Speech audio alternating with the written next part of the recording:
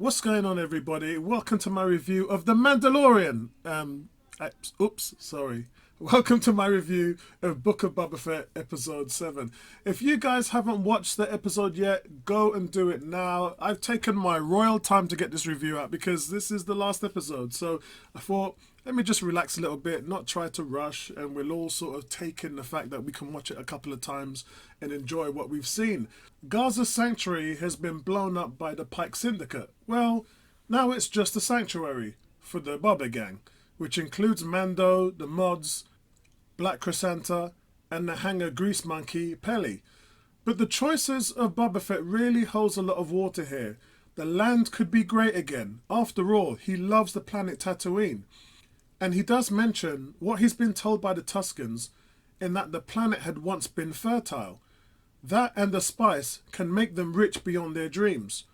Once a lush planet, turning into desert is a big nod to Dune, of course. So Tatooine could be a very different place when we see it again in the future. The setup was, of course, referencing the Mandalorian codes of honor, and that both Din Djarin and Boba Fett have come to live by their own terms of these codes. Din Djarin references his own Death Watch, the militia whose members believe in returning to Mandalore, returning it to its own former warrior culture.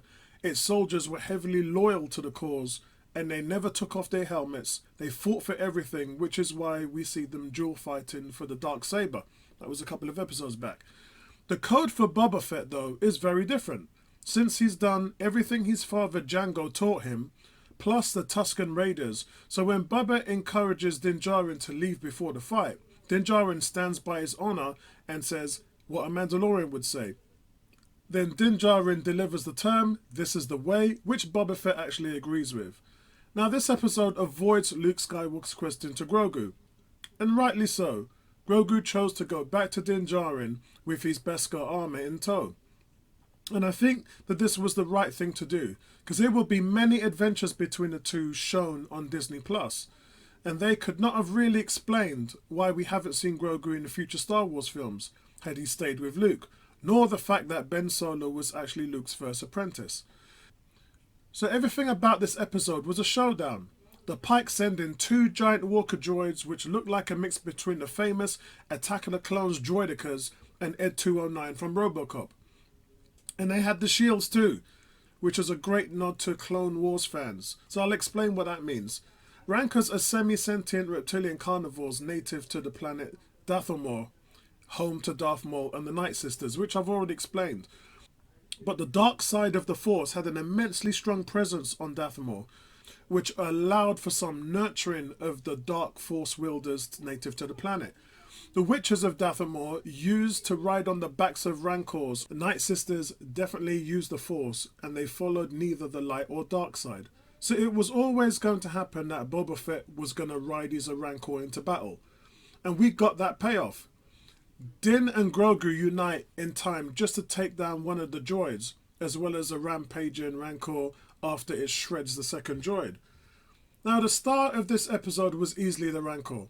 Even with his massive weight, we see them jump and propel themselves across the city buildings, leaping from rooftop to rooftop King Kong style, giving action a clear sense of weight. Some really good kaiju action on show here, guys.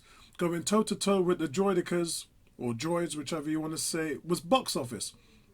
Organic muscle over technology. Now Grogu has shown that he's much stronger in the Force, not just by his improved stamina, but the experience Luke had unlocked in his mind. Normally, by doing something big, Grogu would tire easily. But here, he does quite a few things before his energy is drained out, forcing him into a sleep. Star Wars history has frequently shown the devastating ramifications of when a Jedi is required to suppress their feelings in order to wield further power from the Force. And the other choice, as we've known, is to give in to your feelings, which leads to a path to the dark side. Or does it? We've known Grey Jedi have long existed. Jolie Bindo was well known among the community from Kotar, but they walk a fine line between the light and the dark, without ever surrendering to the dark side. Jedi who have distanced themselves from the Jedi High Council and operated outside the structures of the Jedi Code That's what Ahsoka does, and now Grogu has chosen to walk that path. For now. He's a foundling. This is the way. It's not just that, but he may even grow up to one day become Mandalore. And we'll get more into that a little bit later. With Grogu and Din Djarin, this is kind of an emotional setup for The Mandalorian Season 3. There is much to do.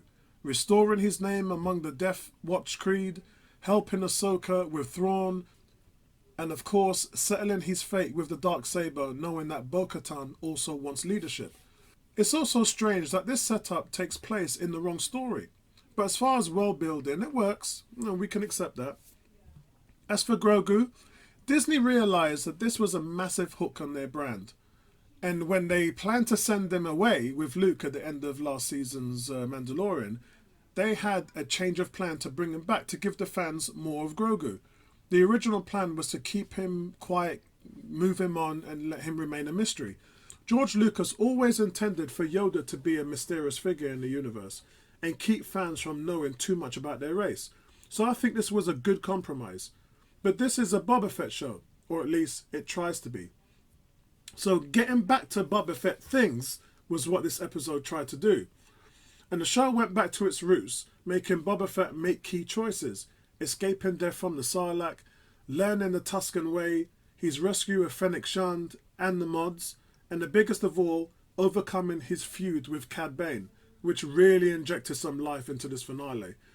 Now, I was a little disappointed that their history wasn't fleshed out and explained, and neither of those new Star Wars Rebel or Clone Wars fans kind of get that flashback too. So I guess that Disney is saying that this was for all of our Rebels and Clone Wars episodes. If they're all on Disney Plus, then if you want to know what happened, go and watch them. So Cad Bane never walked away at the end. As far as we know, his story ends here. So yes, Cad Bane is dead. He's an old-timer from the old days of Jango Fett who trained him, to Cad Bane training Boba Fett. It's a sequence that feels homage to lore fans, a callback to one of Dave Filoni's abandoned Clone Wars projects and storylines, and it marks a fitting end for Bane, assuming of course that he's actually dead. For Boba Fett, I'd actually like to see him involved in the Mandalorian series, helping Din Djarin out in a world which is never kind of something that he lived in before. He always was on his own. That's why restoring Mandalore with him involved really makes a lot of sense. On a lower level, Fett could just stay where he is and find other Tusken tribes and integrate them into society in the ways that man has never done before. They've always been in the shadows, yeah? So it would be great if he went to those tribes and sort of got them more involved and had some acceptance of them on Tatooine.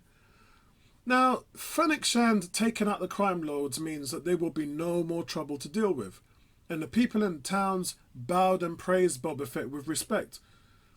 I find that ending to be somewhat an enjoyable ending for him, and overall for me, 8 out of 10 for this episode. But the two biggest disappointments overall is something I have to discuss. They didn't really give Fennec Shand a lot to do, and I made a point countless times that they really need to do something with this character. Even at the end, the crime lord's death was a mere minute, or less than that, when it should have been something much more. It was her time to really shine in Star Wars, and it's gone. And it's kind of the same with Cobb Vanth. He failed to have a bigger role, but at least he isn't dead. He's in the Bacta tank. But the emotional resolution to Boba Fett's final fight felt a little bit flat for some, because the payoff from the history in a different show that wasn't even referenced at any point in this episode, for fans like me who watched all the TV episodes, felt the Bane Fett showdown was satisfying. And of course, him using the Tusken gaffi stick to bring an end to Cad Bane was a nice touch, because Bane asked Boba Fett who actually was he, in that he had gone soft. By Boba Fett using the gaffi stick, he showed him who he really was. Also guys, special mention to my man Black Chrysanta. He bossed this episode. He was scarred, ripped, beaten down. He broke his ankle at one point. He was dragging his foot and still kept on fighting. Just a true warrior. Can't wait to see more from him. But Grogu's link to the Force and Din's ownership of the Darksaber makes a tantalizing duo who just might inspire further allegiance to sit down on the throne of Mandalore. You heard it here first, guys.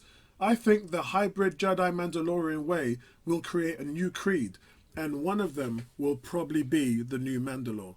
So that's it from me, guys. Overall, really enjoyable. Very slow start. A little bit like WandaVision, you know, where for the first 2 or 3 episodes, you was like, wait, what? And then it kind of all comes together as the fireworks start to go off. So I really enjoyed it. It wasn't as good as the ones with Luke, but that's been really unfair. At least we know that this was a very decent ending, and overall, guys, a decent series. Let me know what your thoughts are in the comment section below, and I'll speak to you guys in the next one. Peace out.